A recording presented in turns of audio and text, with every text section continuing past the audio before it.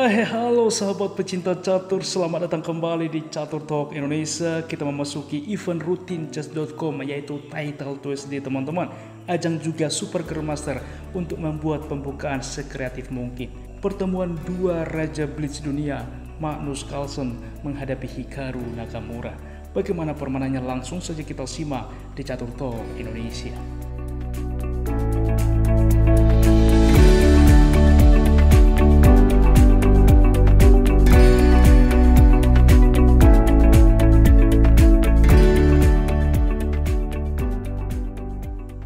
Teman-teman, di sini Hikaru Nakamura sebagai pemegang buah putih memulangkah dengan pion ke-4. Cukup menarik teman-teman, dan tentunya cukup normal. Tetapi apakah Anda tahu apa yang dimainkan Magnus Carlsen? Ia memilih A6. Ini dinamakan dengan Saint George Defense.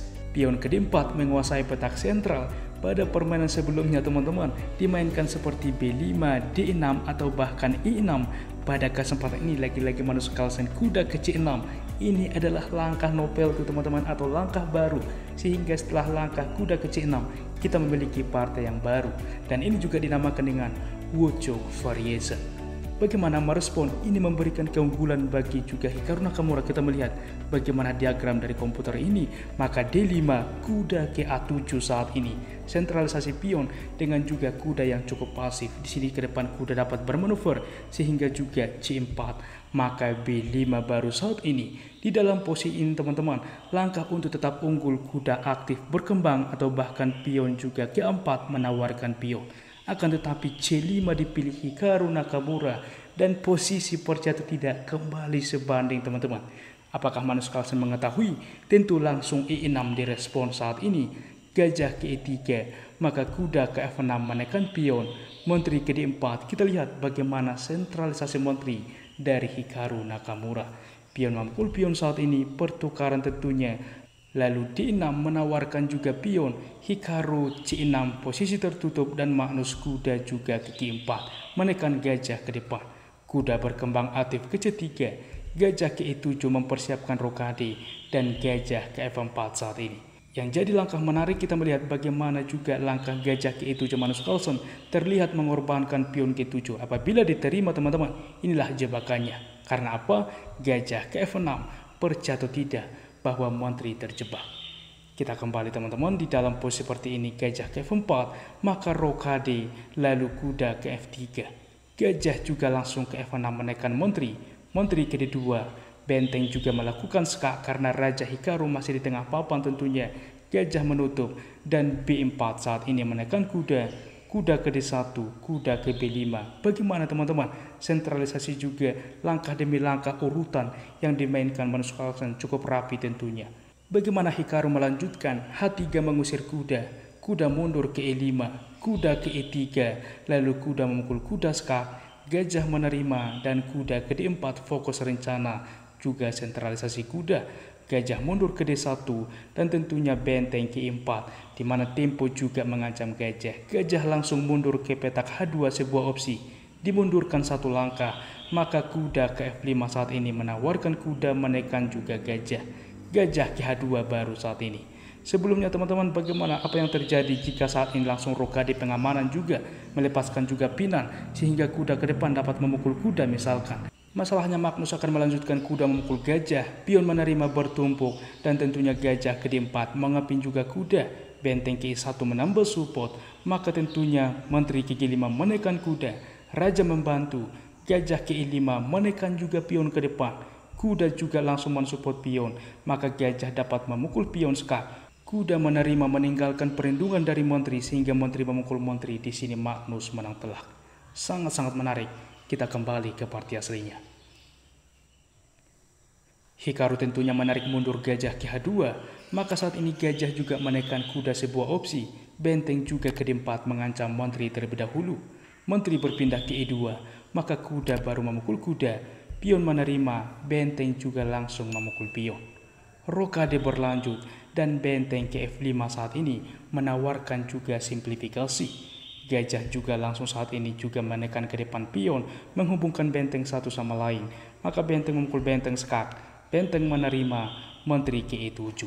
Benteng ke F4 menekan pion. A5 mensupport sebuah opsi yang cukup menarik dari Hikaru Nakamura, menteri KD3. Dan gajah ke-6 tentunya. Karena seperti ini, apabila dicoba semisal gajah menerima pion terlihat dikorbankan. Masalahnya teman-teman, benteng saat ini bisa memukul pion mengancam menteri, kemanapun menteri melangkah ada discover skak ke depan. Oke, oleh sebab itulah di sini pion tidak bisa diterima. Gajah ke-6 mencegah ke depan sehingga gajah baru memukul pion. Maka berlanjut benteng ke-4 langsung juga mengapin gajah baru memukul pion saat ini. Gajah ke B5 bermanuver ke depan mengancam benteng. Gajah ke C3 supaya ke depan mensupport pion ini, pion dapat melaju. Gajah ke F4, di sini Magnus Carlsen langsung benteng ke E8 teman-teman. Walaupun sebelumnya fokus rencana A4 adalah sebuah pilihan, gajah menerima di sini juga D5 terlebih dahulu mengusir benteng. Percatu tidak, benteng terjebak. Benteng wajib memukul gajah pertukaran, maka di sini hitam unggul kualitas. Kita kembali ke posisi aslinya bahwa benteng ke-8 tentu saja menteri langsung menerima pion dari Hikaru. H6 saat ini, maka A3 berlanjut. Menteri ke-8 di mana juga menghindari pinan dari benteng sehingga gajah dapat memukul gajah. Gajah saat ini memukul gajah terlebih dahulu. Benteng menerima, benteng memukul benteng, pion menerima. Lalu lagi-lagi pertukaran pion dan E5 saat ini mengusir juga gajah.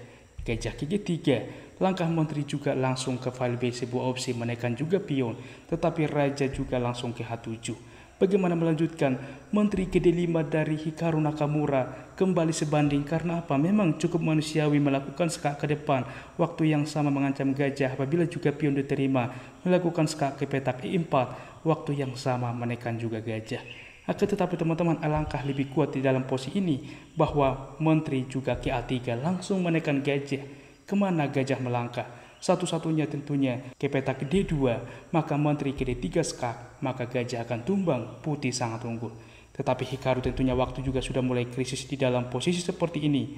Menteri ke D5 dimainkan, maka tentunya berlanjut raja ke H8 karena diketahui langsung menghindari tempo skak dari Hikaru, maka B5 berlanjut dan menteri ke B8 menekan pion.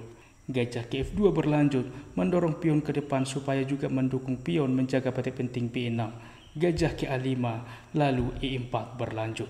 Gajah ke B6, gajah mukul gajah pertukaran dan raja ke F1. Maka menteri ke E3 di sini berlanjut, menteri juga langsung melakukan counter attack. Apa yang wajib dimainkan?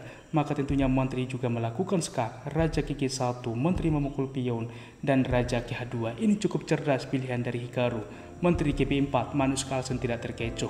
Karena apabila terkecoh seperti menawarkan endgame, menteri ke F4 skak, masalahnya pertukaran senang hati wajib diterima dan B6 teman-teman, maka pion ini pun tak terkejar promosi. Sangat-sangat menarik. Kita kembali di dalam posisi seperti ini, menteri ke B4, maka berlanjut dengan menteri menerima pion saat ini mempersiapkan promosi dan wajib harus melakukan skak. Karena apabila lagi-lagi diterima pion B5, masalahnya dilakukan skak saat ini, dilakukan skak sehingga pion melaju. Tiada hal yang bisa menghentikan pion C7 untuk promosi teman-teman. Kita kembali di dalam posisi seperti ini, dilakukan skak sehingga terjadi langkah repetition, langkah bolak-balik dan mereka sebanding. Bagaimana juga duel hebat antara dua super grandmaster kategori blitz tertinggi teman-teman. Hikaru Nakamura menghadapi Magnus Carlsen. Berikut adalah tingkat akurasinya. Ulasan permain dari komputer menunjukkan bahwa tingkat akurasi dari Grandmaster Hikaru Nakamura 83,8% dan Magnus Carlsen 84,6%. Demikianlah ulasan catur hari ini. Jika kawan-kawan suka, please like, komen, dan juga subscribe sehingga algoritma YouTube membaca video ini dan semakin banyak direkomendasikan bagi sahabat pecinta catur lainnya. Apabila ada saran ke depan juga request, jangan ragu tuliskan di kolom komentar dan kami akan berusaha membuat requestan dari Anda. Salam Catur Talk Indonesia, sampai jumpa di video berikutnya. Keep sharing and keep loving. Bye bye.